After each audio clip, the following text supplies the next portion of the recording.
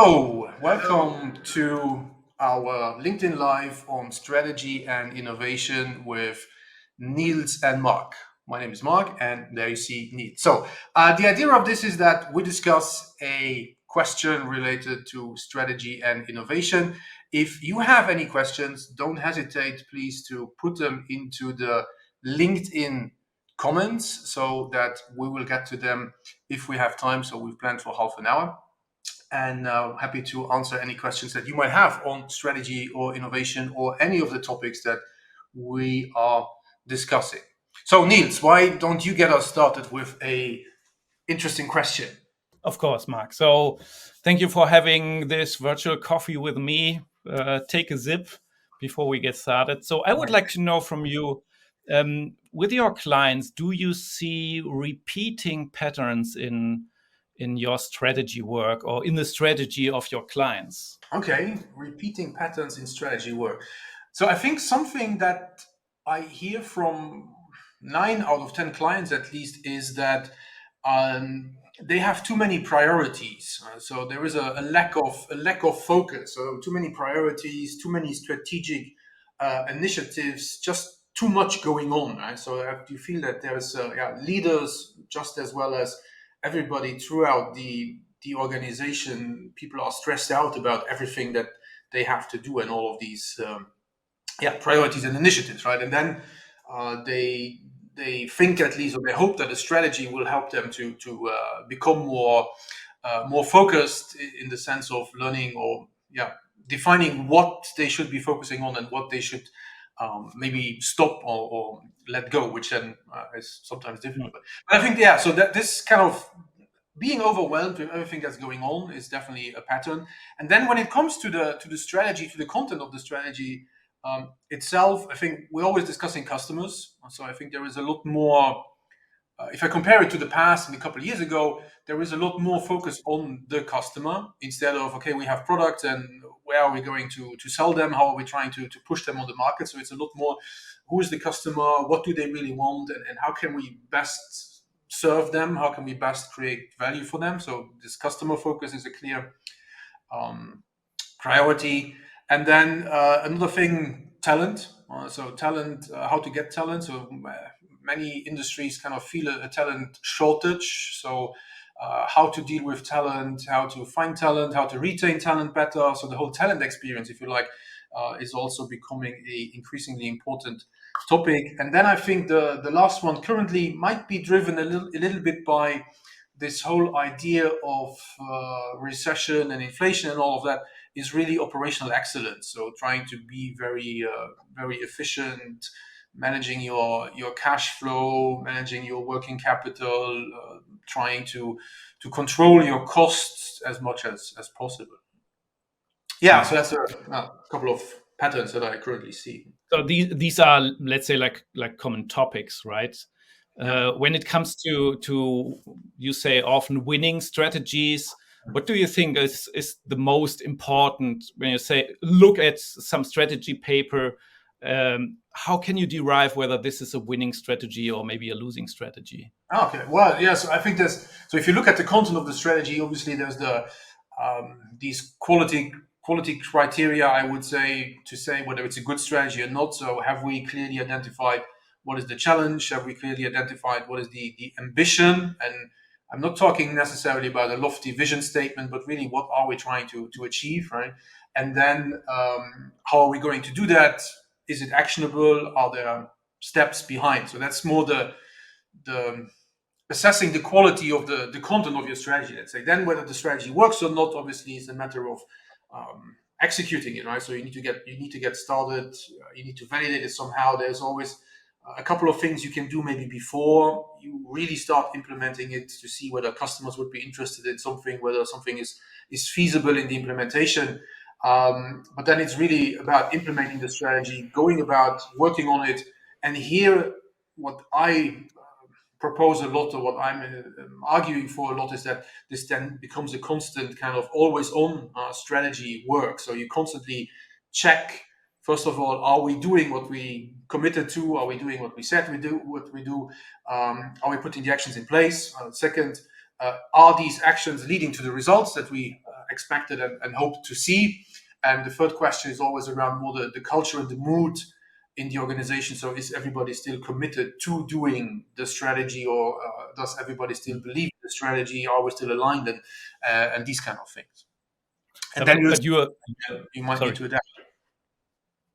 Yeah, but you are usually not hired to just assess a strategy, right? You are usually hired to build a strategy. And I would like to ask you how a typical project of you looks like. So my projects usually durate between 10 to 12 weeks, so 3 months, and the project is done, right? How do Yeah. your projects look like? Yeah, well, so there was usually the getting started phase and or stage, right, where we review the existing strategy. So if there is a strategy, we always look at that. So sometimes it's not about completely having a new strategy, but it's maybe about rebooting your existing strategy. So we look at the strategy, we look at what works, what doesn't work, what are they happy with, what are they not happy with, right? And then we take it from there. And then it depends a lot on the client. So some clients, they say, we'd like to get it done rather quickly, at least the initial development, before we then start implementing it and then obviously fine tune and refine it. So that could also be something like the 10, 12 weeks, like you mentioned. Other customers, they say, well, we have a little bit more time, so we'd like to take more time also to think about it. So we, instead of doing it in a series of workshops of 2 days, for example, we might do it in a series of 2 hour, 3 hour meetings. So it's a little bit spread out, and then that can take longer. And then obviously, so there is always a development, and the implementation is then always part of the strategy project, if you like. So really in that spirit of, okay, let's define the directions. What are the strategic directions we want to go for? What are the priorities? Like, is it talent? Is it customers? Like we discussed before. And then based on that, we implement, we see what works, what doesn't work, and we take it from there, right, in the next kind of iteration. And then Do you here, have my objective is really always to kind of make the client self-sufficient, so that at some point they can do all of this on their own, and they know which questions to ask themselves. They know how to follow up and to drive implementation, so they don't need a consultant anymore. do you have then upfront a dedicated end, or is it just flowing and then you know or you feel when the end is appearing? Oh, we have an approach. So usually, what I like doing is at the beginning of the next step, we outline an approach. We have a rough estimate of how long is that going to take, and what are the things that we will do. And then again, in this iterative kind of fashion, at the end of that stretch, we evaluate whether further work is needed or whether they say no, I'm fine with it. So I'm trying to kind of box it really and not leave it completely open. Yeah, you said the right word. So there should be a time box, right? So Yeah. what actually hard is within our work is you should somehow box it, but it's so uncertain that that it's hard to box it in a certain time period. Yeah, so that can Is happen. I mean, obviously, it depends always a little bit on the maturity of the client, also when it comes to strategy and strategic thinking, right? That's also why it's always good to you have a time box. Okay, here is what we're going to do. Like, we're going to develop a strategy. Here are the couple of workshops or meetings we're going to do to get started. And that's a time box, and then afterwards you can say, okay, what is the next step?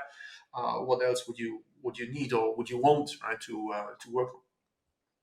So, and So you that's where said it depends on the maturity of the client. It's true also for my work. yeah. I would say it's also depending on the maturity of the idea they have doing the innovation. What is the similar starting point in strategy? It's not an idea, right? It's more like a challenge. I think in strategy, so my observation is that it's a lot about being aligned in a team, for example. So I think it's much more about that. So that you really have an alignment and you agree on this is the direction, and we all commit and we all align on this direction. And here's why we all believe that that's the right one. So there, it's sometimes, yeah, people are not aligned even on what the challenges are. So we need more time to figure that out and say, okay, here are the 2, 3 things that we really need to focus on. Sometimes they are very aligned on the challenges, but you need to develop options on how to overcome the challenges or how to seize the opportunities. Just see in the chat there's a question by Ilka on how to choose the right priorities and how to evaluate strategy or innovation options and how to rank them properly. So I can maybe answer for strategy needs, and you can answer for how you rank innovation options or ideas. Now, what I do in strategy, I have a couple of tools actually that I developed, and I'm happy to provide the link also where you can read more about it. But one thing I look at is, so if you've been following my work, my idea of strategy is this focusing on challenges that you can actually solve in the next 12 to 18 months. So that's kind of like one criteria. Is it something we can actually really address and that we can really solve in a certain time period, right? Then it's also a question of, I have this idea of, I call it strategy triage. So to look at what's the impact of the initiative or the problem? Is it about only a part of the organization, or is it something that impacts the entire organization? And the second criteria would be, does it threaten the survival of your company or not?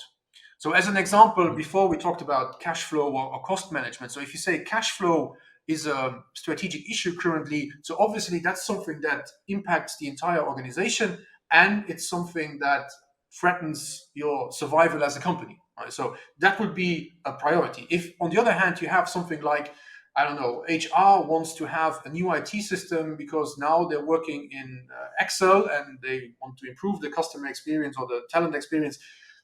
It's only an area, it might not threaten the survival of your company. And then I would say, okay, you can deprioritize such a thing, for example. So these two, yeah, four types of, I call it the four types of strategic moves and the strategy triage. And Ilka, I'll follow up with a link. Right? I'll post a link in the comments where you can find more on these two tools.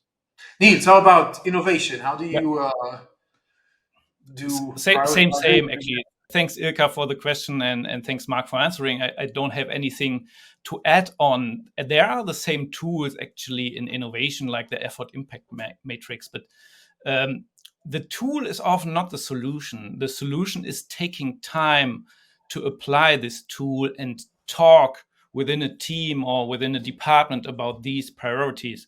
And let's take the effort impact matrix. So what does effort really mean? Does it mean time? Does it mean money? Does it mean people or whatever? And what does impact mean? Is it also just money, or is it, I don't know, publicity or something like this? And coming back to this just tool usage, I wouldn't recommend any tool. It's just the tool you want to use is the best one. But I would strongly recommend taking the time, and if it's one day, a year, or a quarter, for your team to set priorities. And I can give you an example of one of my clients. And it took one day, and I think it was 15 people, and every one of these 15 people got this card set, and everybody was voting on running projects. Is it a high priority or a low priority? And we had three different characteristics. It was strategic fit, it was resource demand, and it was impact. So strategic fit. And it took the whole day to assess, I don't know, 80 to 100 projects for a department of 100 people. And this is the way to go, right? Not depending on the tool, but the time you allocate for assessment. And of course, rigidly following your choice, right? Yeah, I think that's an important one, right? To really actually follow your choice afterwards. But it's kind of interesting that Yeah, you say, yeah. So it's not. I would agree that the tool should just help to structure your thinking, right? So it's not really about rigidly following a tool, but you need to maybe use a tool to get yourself thinking and help you think in a certain direction. Right? yeah, absolutely. I don't say using a tool is nonsense. A tool is always helpful, but the tool is not the only solution. If you don't have a system in place, the tool wouldn't help setting priorities when everybody's going out of the workshop and forgetting about what you just discussed, right? Yeah. Good, cool. question answered?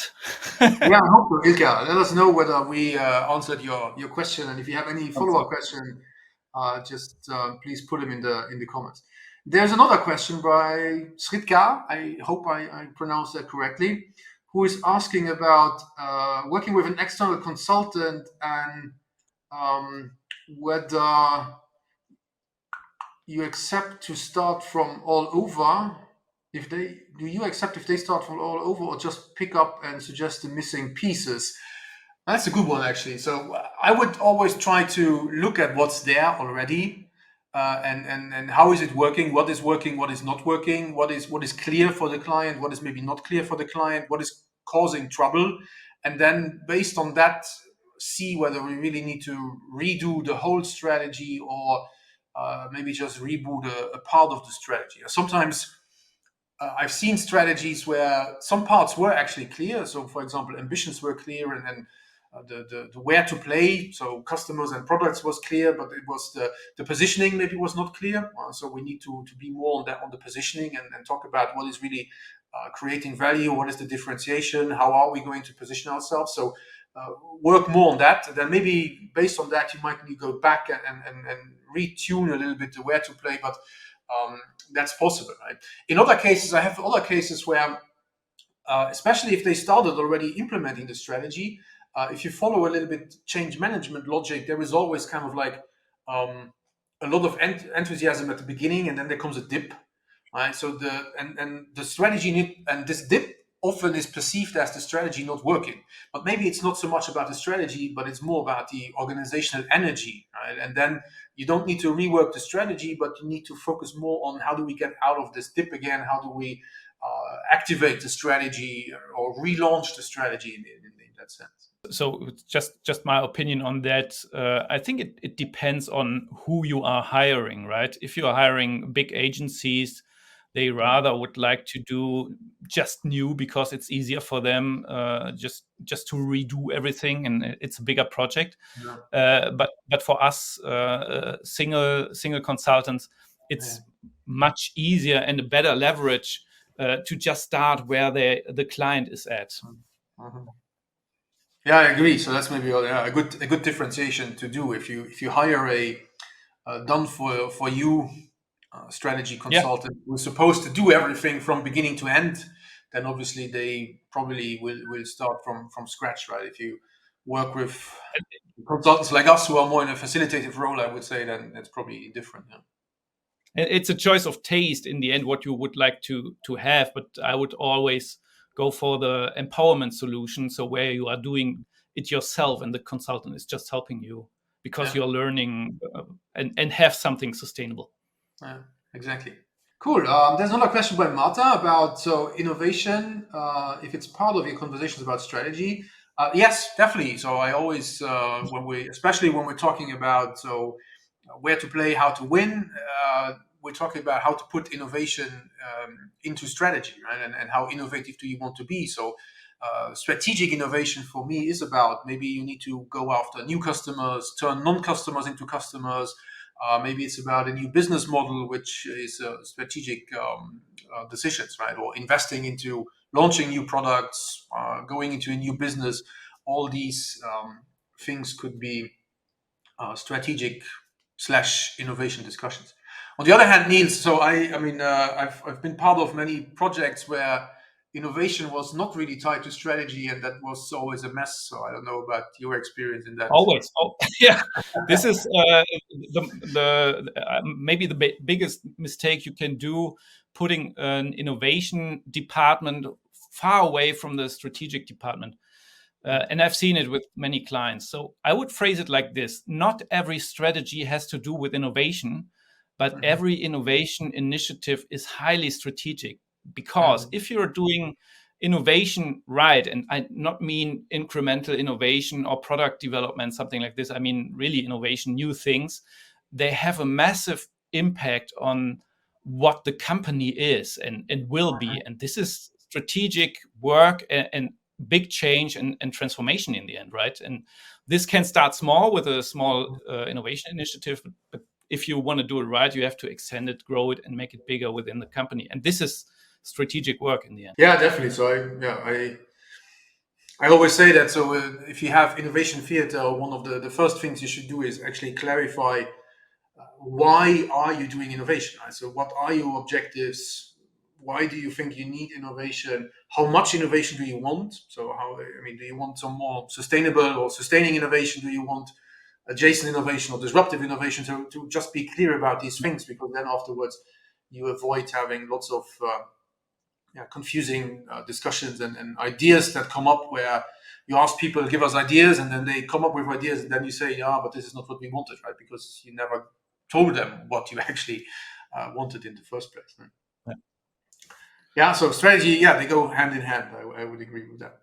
I've got another question here from Guluma about terms of strategy success rate, whether we evaluate strategic initiative implementation or KPI target achievement. Well, I think it's both, right? Like I said in the beginning. So when implementing strategy, I always look at, are we doing what we said we do, right? So are we implementing the stuff? So this is more the implementation evaluation, I would say, right? And then the second part is always, is it working? Are we seeing the results that we expected to see? So the KPIs would always be tied to what did the leadership team define as an ambition, right? And that could be right. At the end of the day, it's always about more revenue and more profit, right? So I think that's always how you can evaluate it. But for innovation, so absolutely right. For innovation, it's more the first one than the second one, because usually innovation is taking a little bit longer to really have an impact back on the organization.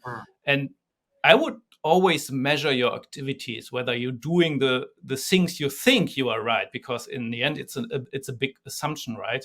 Because measuring only goals, whether this makes so much money, you quickly get disappointed with innovation.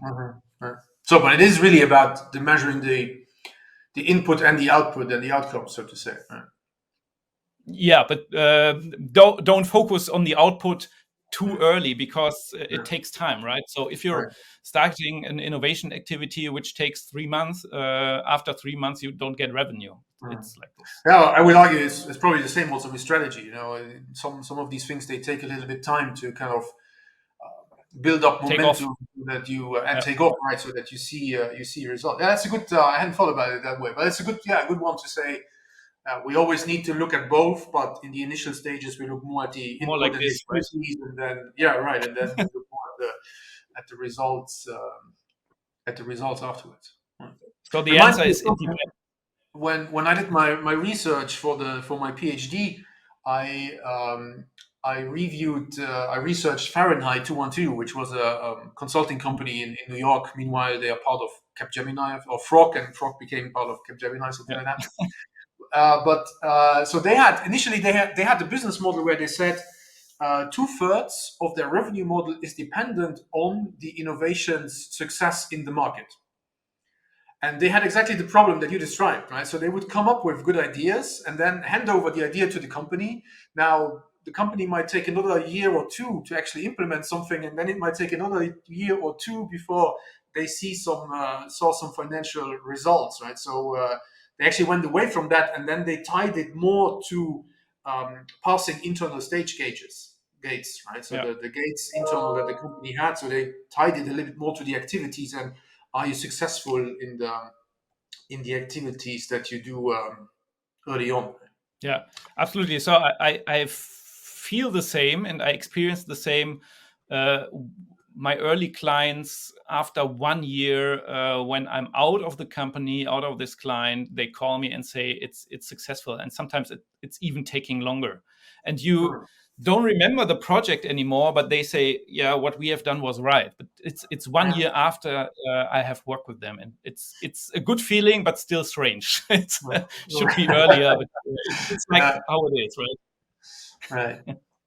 There was a follow-up question from Marta, directed at you, Nils, about what kind of innovation initiatives do you recommend for companies that have not been doing much innovation in the past? Yeah, not big ones. So I wouldn't recommend to start big programs but I would encourage everybody, not only an innovation department. And if you say they have not done anything, um, there is no innovation department, right? So everybody has the job to innovate, and therefore people need resources like time. Sometimes it's only time; it's not money. Like these 20% projects, for example, at Google, um, that you just can think free and try things out. But of course, you have to report after 3 months what you have done, and maybe it's getting successful. And the biggest things at Google went successful through those projects, like Google Maps, for example, was a 20% project.